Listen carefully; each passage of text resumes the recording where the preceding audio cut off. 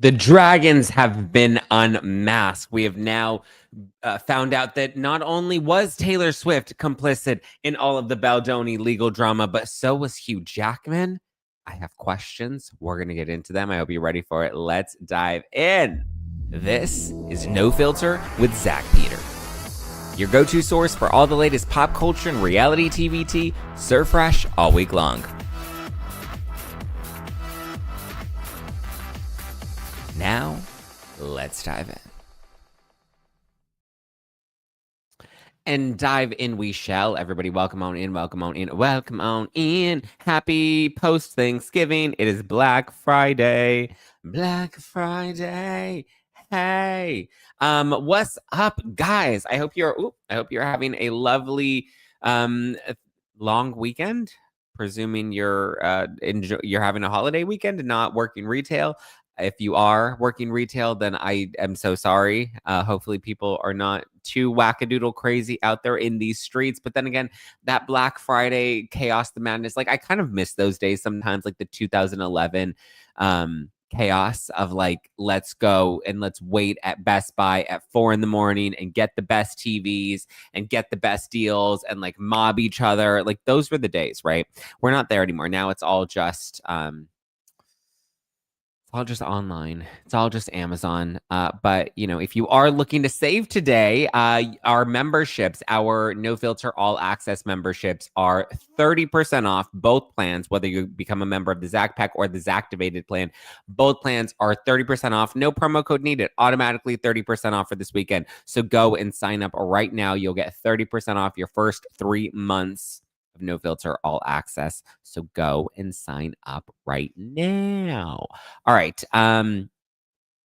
That said, we will be doing our members only today, right after this. So immediately after this live, we're going to jump onto our Zoom call. I'll probably crack open a margarita because listen, we are technically on like a holiday weekend, and rules don't count on a holiday weekend.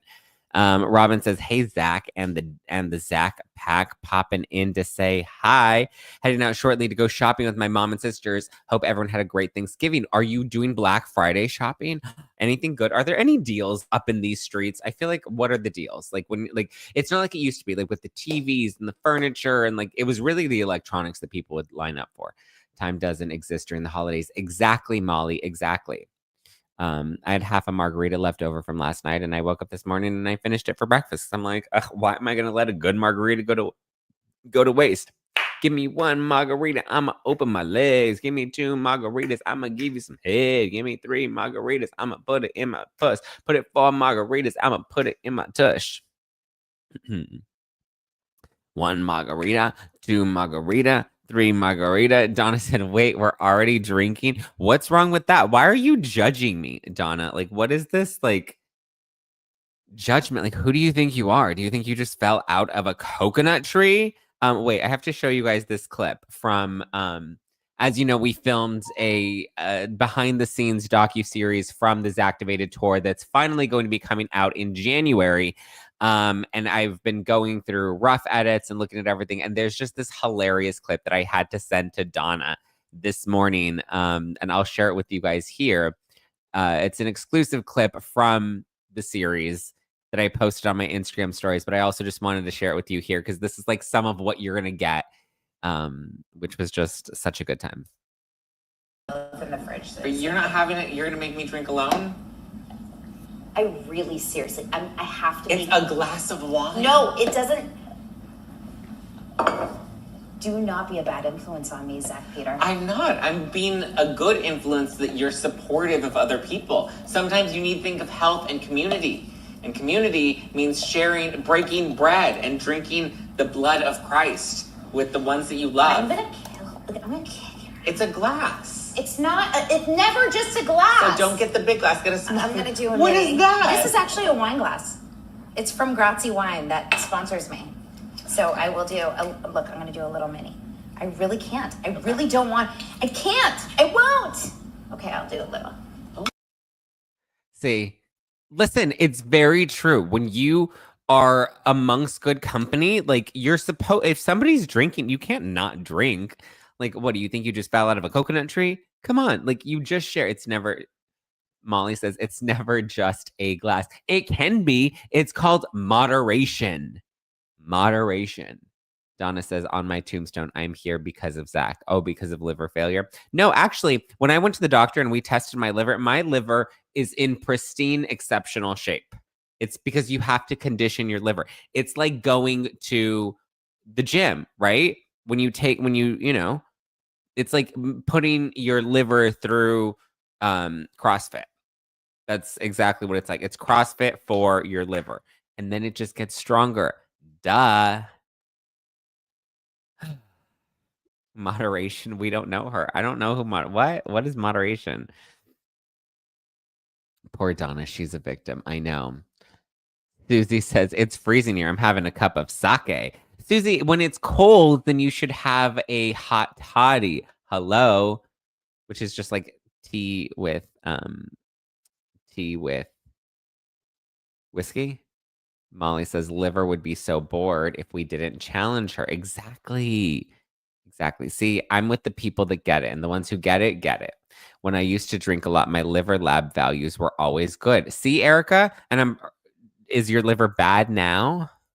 Sake is hot. Well, not all sake is hot. I don't personally care for sake, but not all of it is hot. Donna said, what's next? Are you going to call me sexy in my onesie? It depends. Is that the look that you're going for? Do you want your wardrobe to appear sexy? And if that's the case, then you said it, not me. Your words, not mine. Okay. Okay, let's talk about Taylor Swift and Hugh Jackman. Because remember Taylor was like, I don't know her. I would like to be removed from this narrative. I don't know who's Blake Lively. I've never met Justin Baldoni in my life. And she was playing dumb. And she's like, I had no involvement in anything. And I only met Justin Baldoni once. Blah, blah, blah, blah, blah. Well, it now appears she met Justin Baldoni more than once because there was the meeting that she happened to accidentally walk in on between Blake Lively and Justin Baldoni where they were casting Isabella Ferrer. And that's where Taylor Swift saw the casting tape of Isabella and Taylor like co-signed and approved. And she's like, yes, cast her. Well, then furthermore, the all hands meeting, we have now confirmed that Taylor Swift was present for the all hands meeting. So we have a new timeline that has been unsealed. And this timeline is from June of 2024. So last June, before August, before the official premiere of It Ends With Us, after Blake Lively has seemingly hijacked the entire project and before the film officially comes out, it looks like Jamie Heath and the Wayfarer parties put together a timeline of everything. I guess more of a contingency plan to prepare themselves should Blake Lively ever launch these allegations against them. They wanted to make sure that they had their ducks in a row. Now, I can see it from both sides, right? I can see how that's a really smart strategy if you think that she's going to lodge war against you. But also, I can see how it could be a preemptive way of being like, well, let's try to make sure we have all of our ducks in a row in case she does try to come at us. We can counter all her points and downplay all of this and rewrite history to an extent. I don't believe that that's the case. I don't believe that they were trying to rewrite history. I actually believe the former. I think it was them trying to make sure they had all of the evidence together. Should she try to blindside them with allegations that are unsubstantiated, they could at least be like, this is the case that we have against her. Actually, I guess they haven't outright said this, but I guess this could be my own Wild West theory, is maybe they were putting all of this together. I don't think they've actually admitted this, but maybe they were putting all of this together so that they didn't have to pay her bonuses. Because I've heard people on Reddit and on X, and they've been playing around with the idea that Blake Lively, because she didn't sign her contract, she's not entitled to those bonuses. All she was entitled to was her flat salary rate. And I believe they paid her flat salary rate. But if they were going to fight her and having to pay any of the additional pieces, should the movie do really well, this could have been a case of like, well, actually, I don't know. But they were clearly building a case for something, whether it was a payment thing, whether it was a producer credit, like the PGA mark that she bullied them into giving her, or it was to, make sure that they were prepared against any potential harassment allegations that she was planning on lodging against them. Because even like the official statement, I don't believe that came until, was that August or maybe even later, that they wanted them to issue the statement because the rumors didn't start until August. And I think that's when Blake and Ryan wanted them to issue a statement. But at that point, they had already put their case together and they had already put their timeline together. Jader says, I thought it was put together for a let crisis PR know what they've been dealing with. Yeah, I mean, listen, I think maybe there's more to the story as to I think they were trying to prepare themselves is really what I think. But yeah, obviously crisis PR needed to be aware of, and this is Melissa Nathan's team at Tag, of what was going on. That way they can, and I guess that's part of what Jed Wallace needed too, right? Like he needed to know what to look out for when he was collecting data online, when he was, searching Reddit and looking at the different threads and the different feeds about It Ends With Us. They wanted to know if any of these things, if any of these theories were going around so they could correct the record by being like, actually, this is the truth and this is what actually happened. So, but it has now been confirmed because it was rumored that there were 2 A-list celebrities that were present during this all hands meeting. And at first it was like, well, it makes sense that Blake Lively would bring Ryan Reynolds to this all hands meeting because that's her husband. That's who she's choosing to be a representative. But now without context, we have Taylor and Hugh Jackman, which means Taylor was at least in the room on 2 occasions with Justin Baldoni. Again, the initial meeting that she accidentally walked into where they were looking at casting tapes for Isabella, and then this all hands meeting with all the executives. And you're going to tell me that wasn't supposed to be a power flex? Blake not only has her husband, Ryan Reynolds, but then she has Hugh Jackman and she has Taylor Swift all in the room as she's saying that she can get Taylor to give her song for the movie to promote it. So obviously they're going to want the Taylor Swift songs. There are all these players that are there as Ryan is berating Justin Baldoni in front of the Sony execs, in front of the other producers. Like, it's insane. But also, to put into context, the conversation was heavily surrounding the trainer and the fat shaming allegations. Just as a refresher for everybody, that's what the conversation was surrounding, was the alleged fat shaming, not any essay, which now makes me think, I wonder if that's why Taylor wants nothing to do with this. That's why Taylor is kind of like backing away and being like, I don't want to touch this with a 10-foot pole, because if she did witness these things and she did know how complicit Blake Lively was in hijacking this film, and she did see that they treated Justin Baldoni this way without any additional context of like, was he really difficult to work with, or was Blake making this a much bigger deal? And maybe that's why Taylor doesn't want any part of it, because Taylor's like, listen, if I have to be a part of this and I have to talk about things, like it's not going to look good for Blake, you know?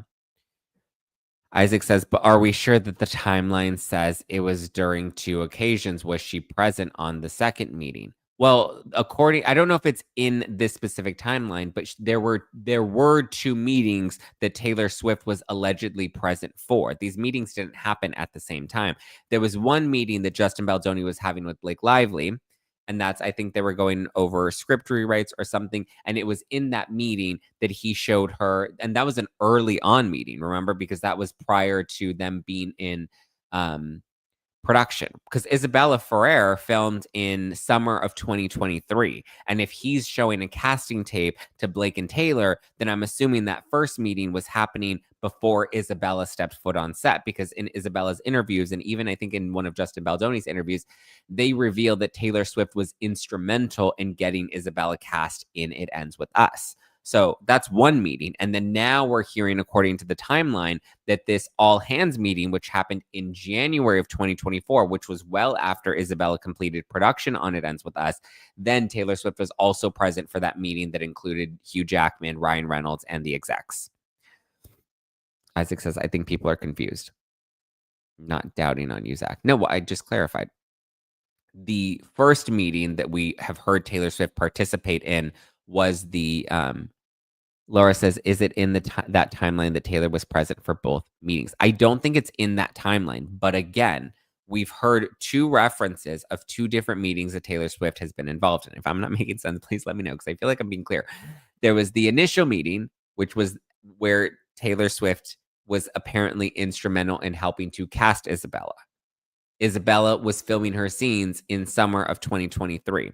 So at some point, Taylor Swift was involved in the casting of Isabella Ferrer before she stepped foot on the set of It Ends With Us in summer 2023. And then according to this new timeline, Taylor was also present during the meeting in January of 2024. I don't know if we have the exact date of the first meeting that Taylor Swift was participating in, but from what I remember, Justin Baldoni was meeting with Blake Lively, and that meeting went over, and then Taylor Swift just happened to be walking in, and she's like, "Oh, you still have a meeting going on? Oh, hi, Justin, nice to meet you." Kitty says, "I thought Taylor was there when Justin was going over the rooftop rewrites, and then she had been invited over just before Justin came over, and he was then befaded." Jay Taylor said the other time Taylor was brought up in the timeline was in reference to when Justin Baldoni went to talk to Blake Lively about the backlash regarding wardrobe. That's when Blake Lively told Justin Baldoni what Taylor said. Yes. So that's a reference to Taylor Swift, but that's not Taylor Swift being present with Justin Baldoni. So this reference is in regard to when Blake Lively says that Justin came into her trailer and was crying. And Justin says that he came into her trailer because I guess there were some concerns from Sony. And Justin was letting Blake know that the concerns were from some of the photos that had leaked on Reddit and on X, where people were commenting about the wardrobe of Blake Lively, the wardrobe of Lily, which was at the direction of Blake Lively. And so he's coming in and he's like, "Listen, there's been really bad feedback regarding Lily's wardrobe." And he wanted to discuss that with her. And she says, "Well, my friend Taylor Swift says that people don't know what they want until you give it to them," which I'm assuming is probably how Taylor approaches, a lot of her marketing and music and stuff. But marketing Taylor Swift to the Taylor Swift fans is one thing. Marketing Lily Bloom to, you have the people that already know and love Lily Bloom based off of the book, and then you're marketing Lily Bloom to a whole new audience. Like I don't know. I think that they're a little different. Like a Taylor Swift fandom is very like loyal to her horrible wardrobe that she picked out. Yeah. And then and Justin says that he was crying according to this new timeline that we got on the docket. He's saying that he started tearing up because Blake paid him a very nice compliment. So, yeah. Okay, let's take a quick ad break and then I'll get into some of your additional comments regarding the Taylor Swift of it all. But at least now we know Hugh Jackman was the second celebrity that was present during the all hands deck. But also, why were they there? Like, that's what I want to know, is what was the point of that? Why were they present? And then we'll get into the Colleen Hoover of it all, because she gets brought up in the timeline too, and she just looks worse and worse and worse. But I know that this whole case is stressing everybody out, right? Because it's also the holiday season. So there's travel, there's shopping, the bills are going up, there's parties every weekend, the drinks are adding up.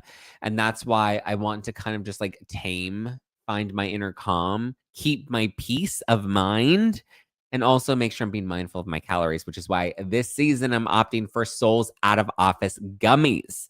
The holiday season can be stressful. We know that. So when I need some time to like chill and relax, I like opting for my Out of Office gummies from Soul, because they're just the perfect balance of CBD and THC that just keeps my stress at bay.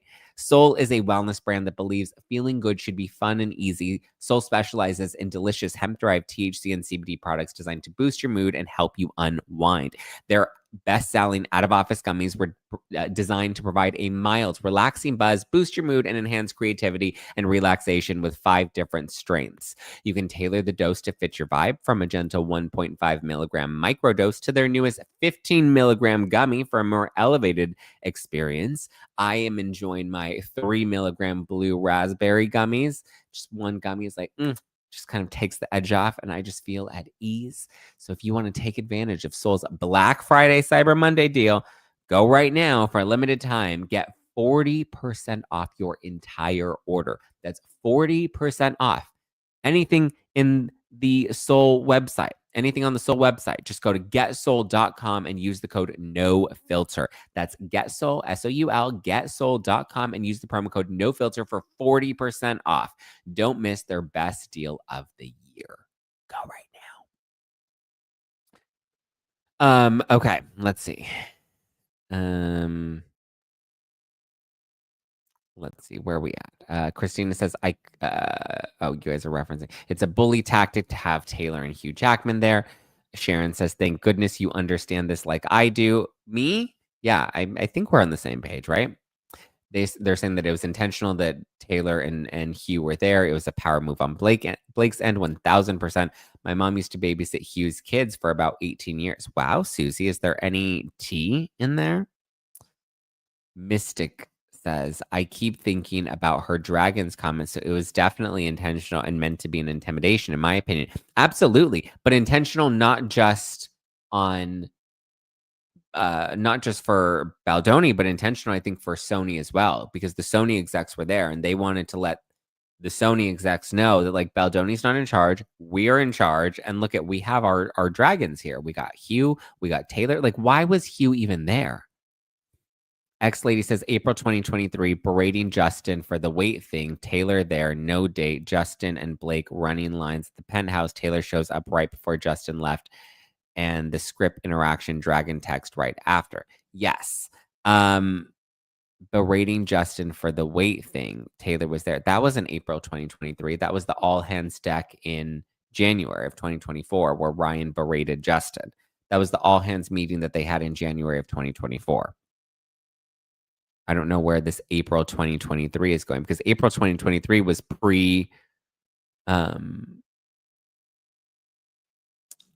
that was pre-production, right? Didn't they go into the production like in late April, early May? Deborah says, just to sort the confusion, Taylor was not at the January 4th meeting where Justin was berated for 5 to 6 hours. The meeting happened before this meeting happened before official filming began. Wait. Hold on. Now I'm confused. So there was another berating. When did Justin Baldoni get berated? Was it the all hands meeting on January 4th, or was there a separate meeting that happened in, it seems, April 2023? I didn't think there was any discourse between Blake and Baldoni until after the first phase of filming. It didn't seem that there were any issues until the writer's strike happened, and then that's when Blake brought forth all of these 13 list claims. Right? From my understanding of the timeline, new exhibit said April 2023. It's on Court Lister. Oh, great. Okay. Well, let's go on to Pacer right now. Let's just see. Oy vey. Pacer.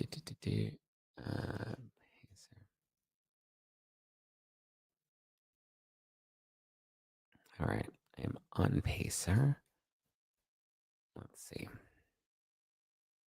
What are you are my fire? Because from my understanding, from what I remember of everything that we've heard so far, and if dates are now changing, there were no issues with Blake Lively until the end of 2023, and she was refusing to come back into production. And that's when they had the all hands meeting, which was in January of 2024. And that's when she brought forth the list of 13 different points. And that's where Ryan Reynolds berated Justin Baldoni, to my understanding. Let's see, memorandum, order, letter for extension, letter motion, memo endorsement. Where are the...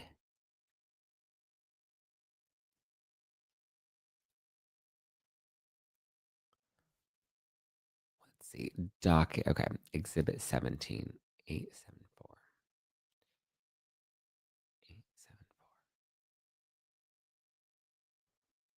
874. Okay.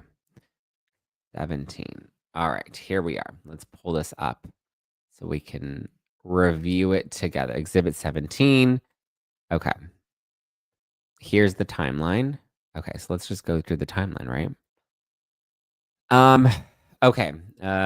December 2022, Justin Baldoni flies out to meet Blake Lively in person. Meeting goes well, about 3 hours. Okay, so this is the timeline that was put together for Melissa Nathan's team, Crisis PR. This was put together last July of 2024, before the movie had come out, and this was so that they can prepare themselves for anything Blake Lively may be launching. Okay. Pre-production begins. Justin flies to New Jersey to begin prep. March 2023, he meets Lizzie, the intimacy coordinator. Justin reached out to Jennifer, the wellness coach, to request a prebiotic recommendation for Blake Lively as she was breastfeeding and taking antibiotics. Right, smart. Okay. Somewhere between April 21st and April 24th, Justin Baldoni reaches out to Blake Lively regarding planning for sex scenes. Need to find actual text to Blake Lively, but Justin Baldoni and Jamie Heath spoke about this via text, so that more than likely the text was sent to Blake Lively on the same day. And then we do. Wait, why can't we? Why doesn't it let us link out? Okay. Well, there's a link to it. Maybe it's further down in the exhibits. Pre-production, Justin Baldoni had a phone call with Blake Lively's trainer and asked about her weight. So this happens in April of 2023. Pre-production, late April of 2023, Justin had the conversation with Blake Lively and Ryan Reynolds regarding her weight. Interesting. Okay. Justin went over to Ryan Reynolds and Blake Lively's penthouse and Ryan unloaded. Okay. So this was, I guess, the confusion, because this is what it seemed like was the meeting that happened. Okay, so disregard what I said before. Okay, so it says that it was in April of 2023 that Justin had the conversation with Blake Lively regarding her weight. Justin went over to Blake Lively and Ryan Reynolds' penthouse, and Ryan unloaded on Justin about how horrible it was that Justin would ask about a woman's weight and claimed that Justin Baldoni is fat shaming Blake. Justin was completely embarrassed and apologized and even shared some tears. Taylor Swift and Hugh Jackman were also present in the apartment at the time. Interesting. Then costume designer meets with Blake to go through the wardrobe. Eric shares that wardrobe. Wow, so that was early on. So they got off on the wrong foot from the beginning, from the very beginning. Lisa says Justin didn't fat shame her. He had back issues. The trainer is shady and an instigator, up Ryan's ass. Yes, and not only that, you missed Zack showing us his bum bum. Did I show you my bum? When did I show you my bum bum? Yes. So the trainer, because people are like, oh, he did this without Blake's permission and he didn't even like warn her or whatever. The trainer was a shared trainer. Justin used the trainer and Blake used the trainer, and he wasn't asking about Blake Lively to like make her lose weight. He was asking because there was a lifting scene, according to Baldoni. This is what he claims. There was a lifting scene and he was going to lift Blake Lively. And because he was going to lift her, the trainer, he wanted help with like, how much does she weigh so that I know how much I should be, I guess, lifting so that I can build up to make sure that I can lift her big back. And then Blake didn't like that. Interesting. The trainer even edited his original Instagram post after the lawsuit dropped. Shady, shady. Okay, so Taylor and Hugh were present here, and this was pre-production. Got it.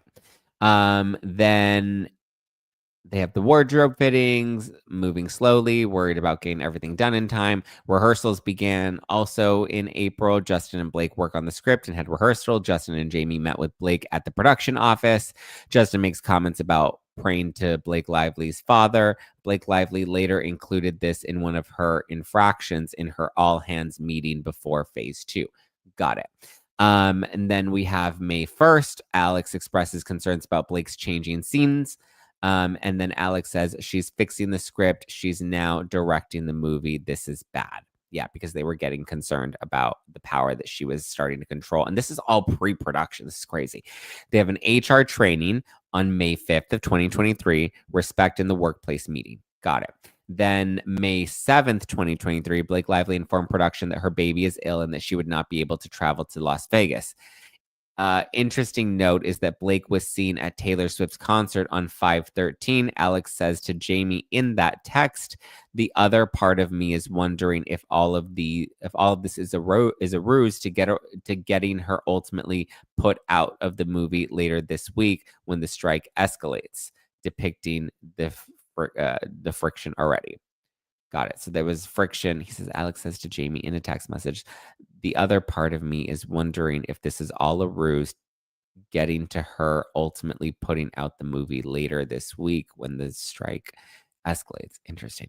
Then Vegas happens. Vegas shoot gets canceled due to Blake Lively's child being sick. This was on 5/8. She was seen at the Taylor concert on 5/13. Okay, so it's possible that like maybe the baby was sick on the 8th, and then by the 9th and the 10th she was feeling better, and then by the 13th she was like, yes, let's go out to Taylor's concert. Interesting. So Vegas shoot gets canceled. The delay shot for 1 week, and it cost production lots of money. Rehearsal at the production office. Justin recorded rehearsal with Jenny Slate. Interesting. Jenny called out that she was not comfortable with this. Not comfortable with what? Okay, so there's either she's not comfortable with the rehearsal or she's not comfortable with him recording the rehearsal. But already sounds like Jenny Slate's now being difficult. This is all pre-production, mind you. My God. So this movie was just like doomed from the start. Doomed from the start. Susie says, I need a bigger phone. I'm typing on the teeny screen. Okay. Pre-production in May, Justin and Blake potentially met to write a pink draft at Blake's house. There's a table read. Then City Hall, Riles Call, memorial services scene. May 15th, 2023. Paparazzi photos have been published showing unflattering photos of Blake Lively. This sent Sony producers and Justin into a frenzy because they had long felt that the wardrobe choices Blake Lively was making were not in the best interest of the film. There were a lot of chatter about how to get Blake Lively to compromise on wardrobe. And then there are links to photos from the set that day and links to text messages with the producers discussing the wardrobe. Yeah, because it was fucking ugly. Then we have a shoot day. Lily's car, Andrew's resting place. Got it. This is on May 16th, 2023. How long is this time? Oh, this is it's a relatively long timeline. So let's speed this up. Meeting in Blake Lively's trailer regarding wardrobe concerns. Justin Baldoni tears up. Jamie Heath looks into her direction while in the trailer. Oh, so that all happened on May 16th. In the morning, Justin Baldoni and Blake Lively discussed production wardrobe, and Blake Lively made some remarks about how Taylor Swift said that the fans don't know what they want until you give it to them. In defense of their wardrobe choices, which were being trashed online. Further, she paid Justin Baldoni a compliment on this day, and Justin Baldoni, hearing it, teared up. This would later be weaponized against him as Blake Lively insists that Justin Baldoni was in her trailer sobbing at how she looks old. I mean, well, I'm sorry, lady, you are old. Later that day, Blake Lively had requested to meet with Jamie Heath, Justin Baldoni, Alex, and Angie after rap. Jamie Heath knocked on the door trailer, and she let him in the room while her hair and makeup team and her assistant and/or nanny Blake took issue with this. Jamie and Blake spoke about when the meeting would take place. Blake would not adjust her turnaround time and instead insisted that we all need to meet tonight. After Blake finished taking her makeup, they had the meeting and Blake's makeup trailer, the lookbook combo. Okay. May 17th, 2023. Today we shot at Lily Bloom's flower shop location. We completed all of the scheduled scenes, although we did shoot scene A27, which was if time permits. Oh, did not shoot A27, which was if time permits. Okay. 5/18, Lily Bloom, Atlas confessing their love in the car. This is the day that Justin would have said sexy to Jenny Slate. She was wearing black leather pants while doing the cleaning Lily Bloom's montage. Okay. Hospital day, 5/19. Justin Baldoni text Blake, just wanted to check in on you this morning after last night. Feeling okay? Anything I can have ready for you on set? Hospital day, 5/22. Crew badges became mandatory and they had to include a photo. Blake Lively requested that everyone in the crew was wearing name badges with photos. She said that this was standard protocol on all sets. This was not standard practice that anyone else on set was familiar with. Wayfair, of course, accommodated Blake's request. Then we have 5/23, Boston car karaoke scene. Justin makes sexy comments. Jamie Heath showed the birth video. Got it. Sexy comment happened on set between takes while Justin Baldoni was giving direction. That's what we saw in the footage. At the end of the day, Justin Baldoni sends text to Blake Lively. I'm not going to tell you that you were amazing because you tease me for being so sentimental, but you were amazing today. Blake Lively to Justin Baldoni's response. Thank you. I do appreciate it. I'm just a ball buster, but it means a lot to me. I care a great deal and always want to deliver. You were terrific. I'm proud of everything we did today, but really every day. Oh, so sweet. Okay, then there's 524. Marshall and Ryle show up to help Lily and Alyssa at Lily Bloom's. Maybe when Justin Baldoni and Jamie Heath call Angie informs Justin Baldoni and Jamie Heath at the call to complain about the sexy comments and the birth video. Oh my God. So she's complaining all the way through. So it's not too much of a shocker that these are things, but I guess these are things that come up and they address it and they kind of move on. Canceled call, COVID. Blake Lively, COVID shut down the day. Blake Lively contracted COVID. That was on 5/28, 5/31. Justin Baldoni apologizes again to Blake Lively and Jenny Slate via text message sent through Alex Sachs that he is aware of their concern regarding the sexy comment. So because he used the word sexy around the two of them. So Jenny Slate was the drama. She was the second drama on the set. There were multiple women, right?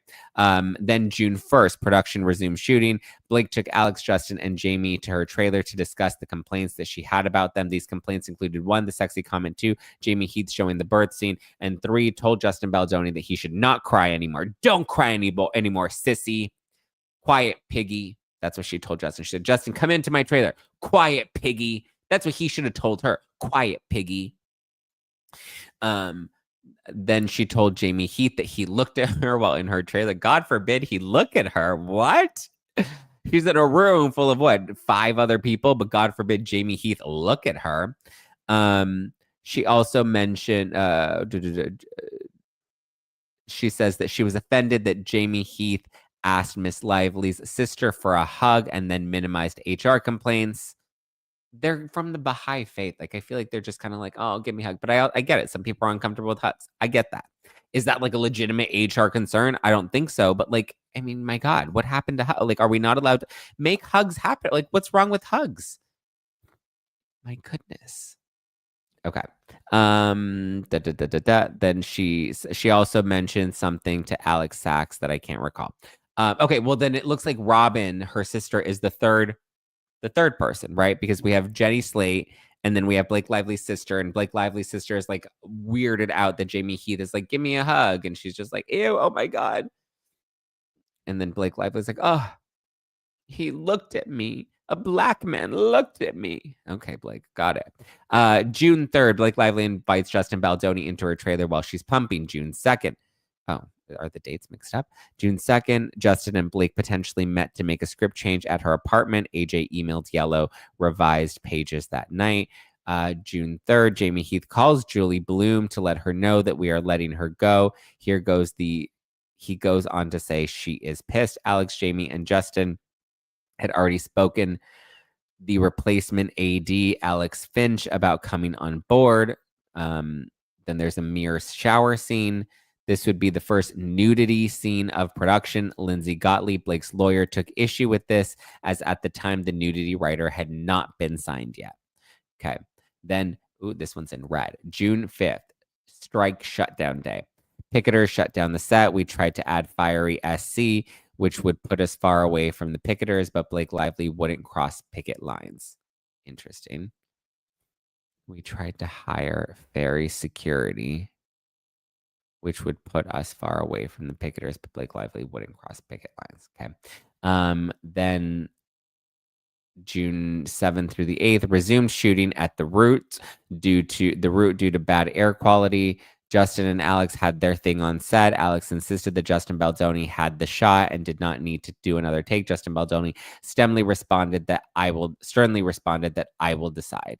Alex ended up leaving set shortly thereafter. Then on June 13th, first AD Alex Finch and team are diligently working on a plan to complete shooting before SAG strike. Production gets shut down. SAG strike gets shut down. Justin and Jamie emailed the crew saying that they were wrapped. The strikes would not allow for us to complete production and we were bleeding money. June 14th, 2023, Blake Lively flies to London and refuses to return to work. Her response at the time told us plainly that she can sue to return to work, but she would not be happy. That we could sue her to return to work, but that she would not be happy. Why is she? Because the strike shut down. Production was shut down. Interesting. Production resumes on June 16th. Interesting. She said that you can sue me, but I would not be happy. And we don't want to not make her happy. Production resumes June 16th. Production resumes without Blake Lively, the young cast only, because Blake Lively's in London and she's refusing to work. She sounds like a fucking nightmare. My God. Justin Baldoni texts Blake Lively to let her know that it was his last day in the edit, and he says, "Happy birthday." Justin Baldoni texts Blake Lively to let her know that it was his last day in the edit. He is really pleased with what they have so far and shared with Blake Lively his favorite scene. Also says, "Happy birthday." This speaks to the status of the relationship between Blake Lively and Justin Baldoni after phase one. Blake did not respond. Well, then that doesn't really speak to the relationship, right? If he's sending her something nice, but she's not responding. Then we get to October 14th, Justin Baldoni's latest approved Sony script to the department heads to use for schedule and budget. It ends with us green script. Phase two, fast prep, begins on the ground on October 29th. Then they prepare in Jersey on November 5th, 2023. Justin, Jamie, and John Logan travel to New Jersey.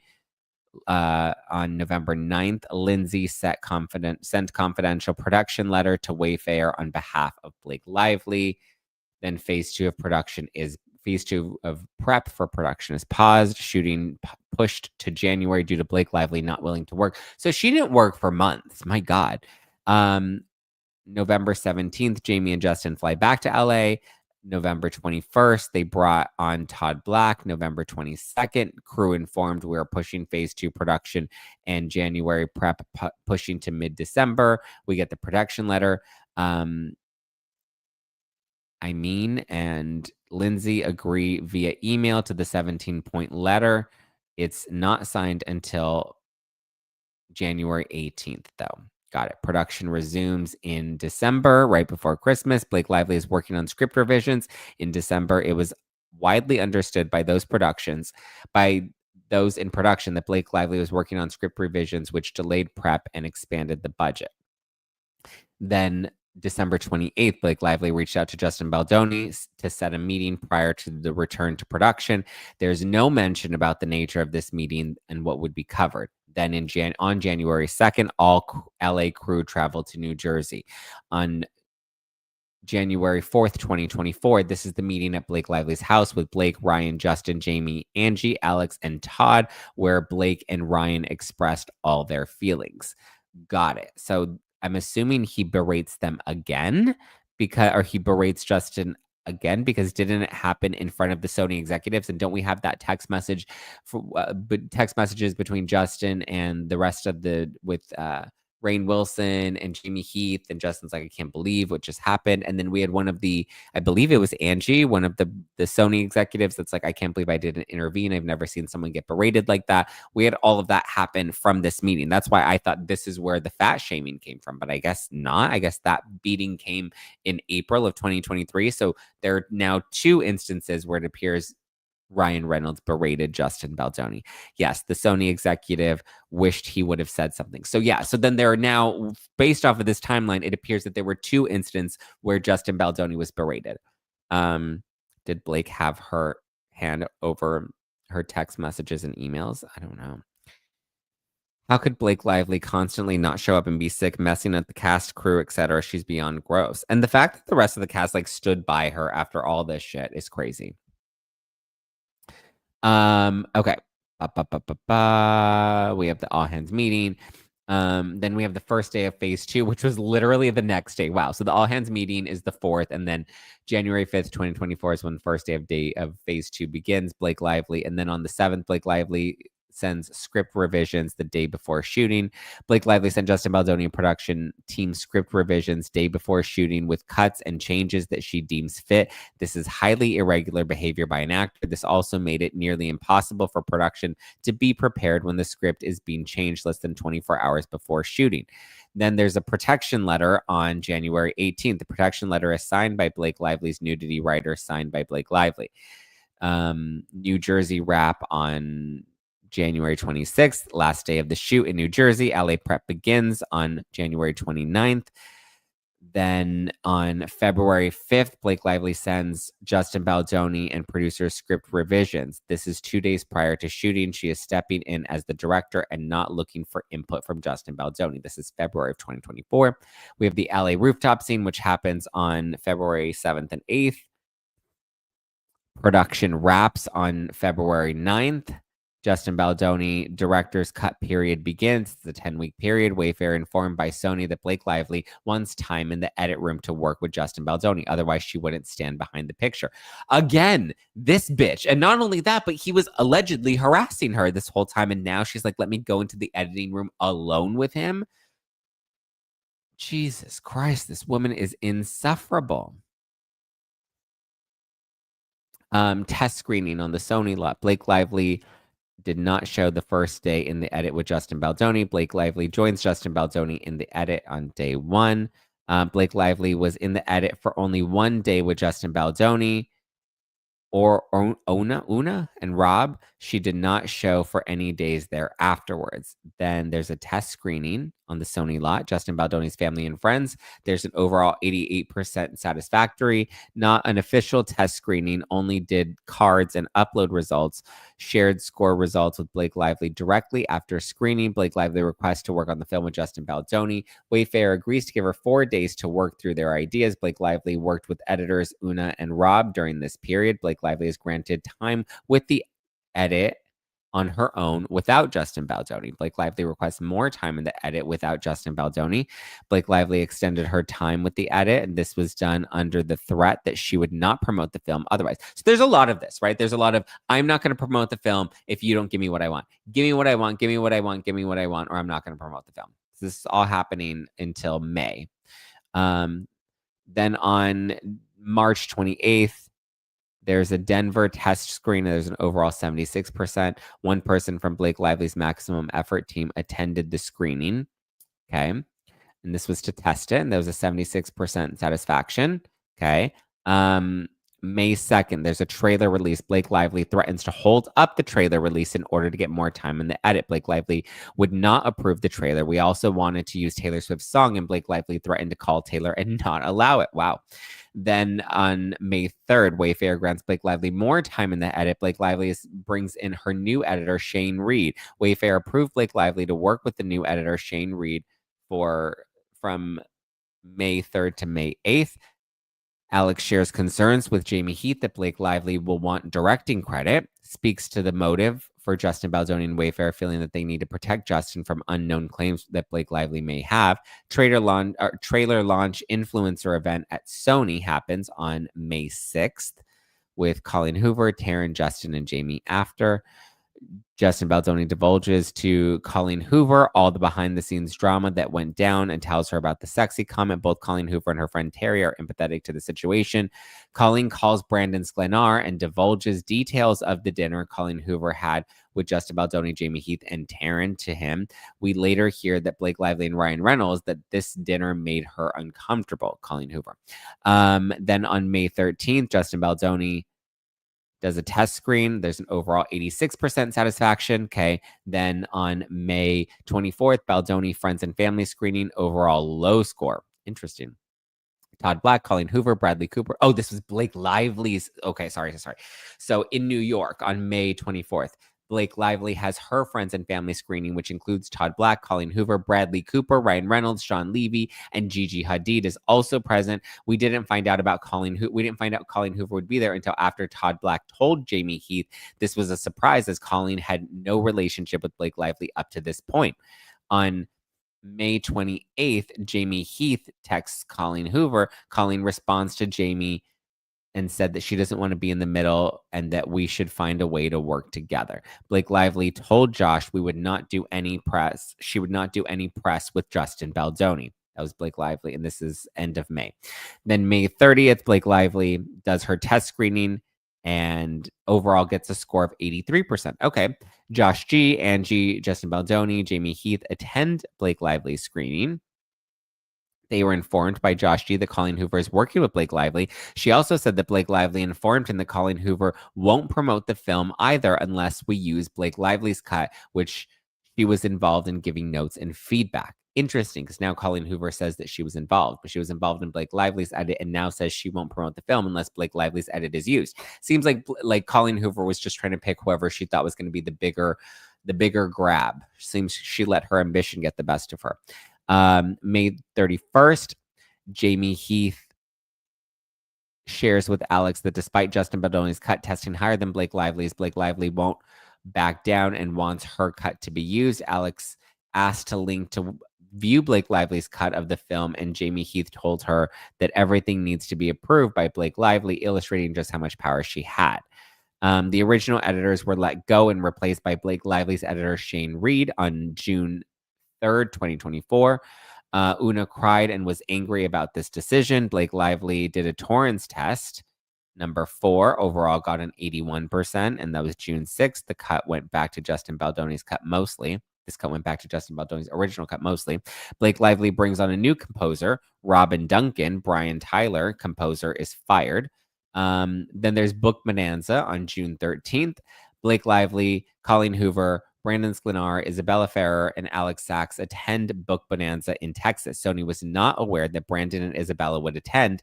This was something that Blake Lively personally paid for their travel and hotel. After conversations Alex Sachs had with Brandon Sklenar, Alex Sachs informed Todd Black that she would no longer be speaking with Wayfair. Jamie Heath reached out and she did not respond to any calls or texts.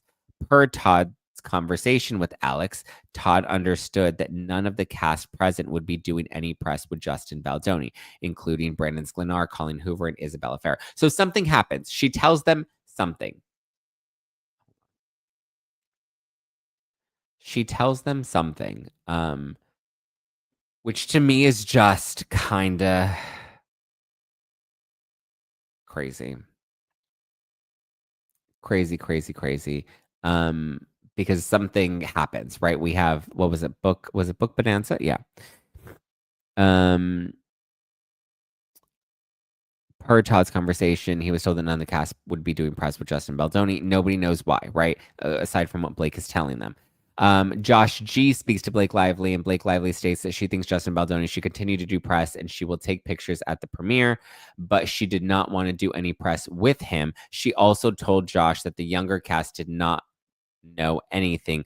Only her inner circle was in the loop on the drama. Interesting. Blake Lively fires Brian Tyler, and the composer and the editors, brings in her own composer and own editor. Then by June 20th, Blake Lively granted producer credit by Wayfair and Sony. Blake Lively reached out requesting that she should be named as a producer on the film, and Wayfair said okay. Blake Lively reached out to JG to demand that Justin Baldoni and Jamie Heath write letters of PGA. Jamie Heath conveyed to JG that Wayfair, Justin Baldoni, and Jamie Heath would not be writing a letter to the PGA on her behalf. Blake Lively says that any goodwill I have left with Justin Baldoni is now gone because he won't write the PGA. June 25th, Jamie Heath reached out to Blake Lively to request a phone call to share feelings surrounding the PGA letter requested. Blake Lively refused to get on the call.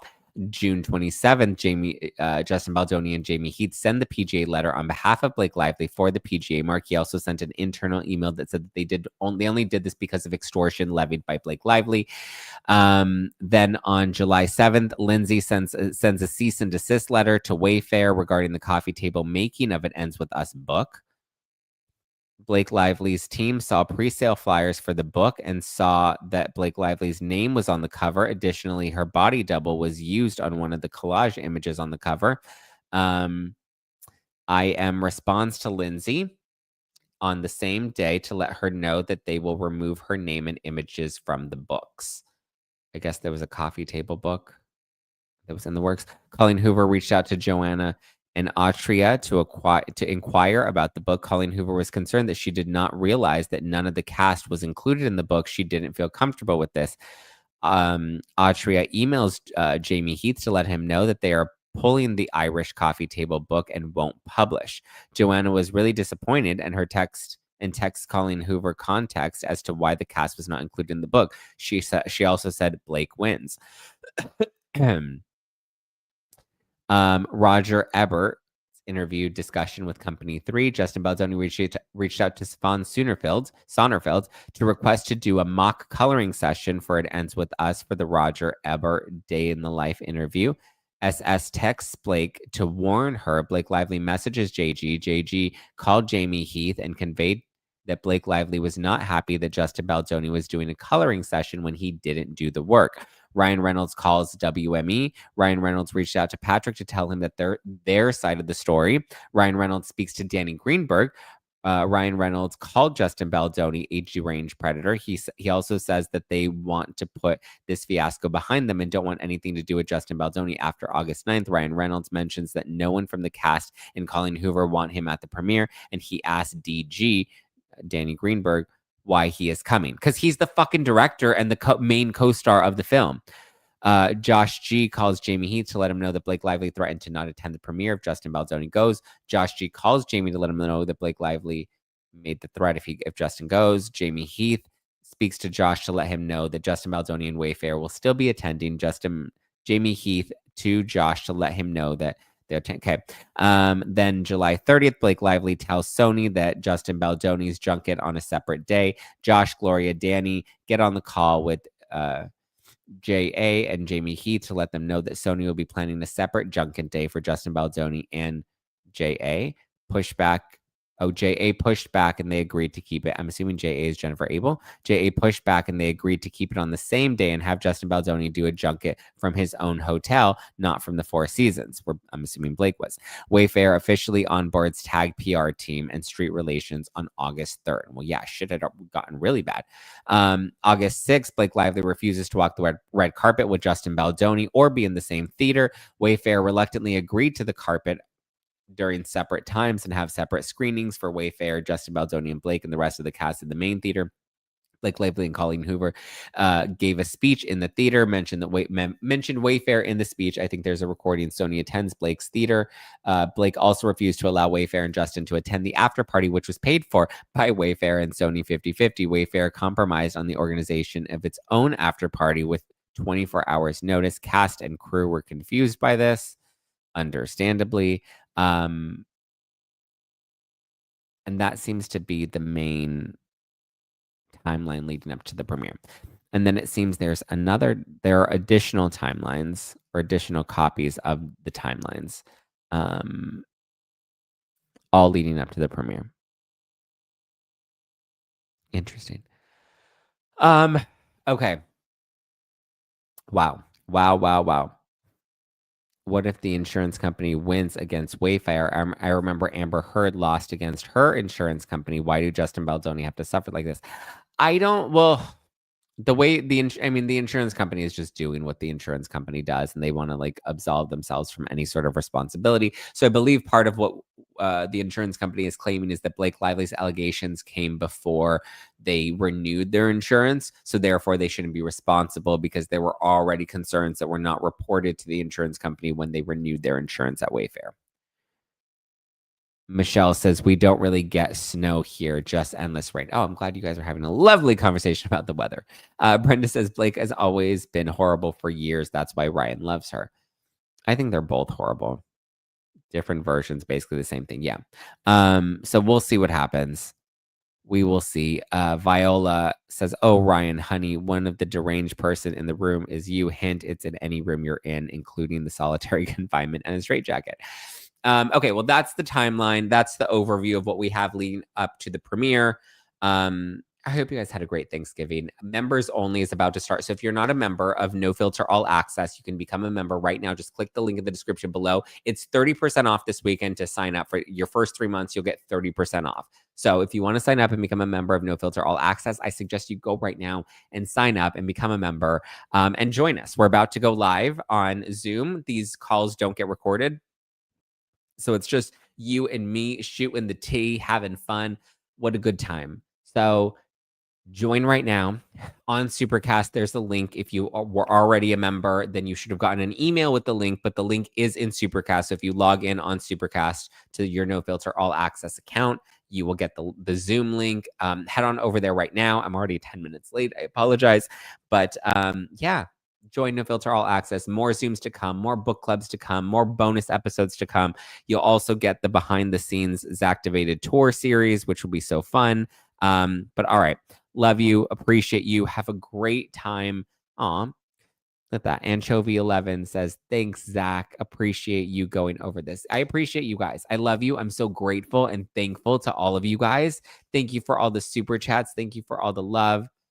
shout out to all of you guys for being here and showing up and supporting me and coming on tour and buying merch and liking and subscribing and leaving reviews, all the things. You have no idea how much I love you and how grateful I am to have you and to, share my mornings with you every weekday morning.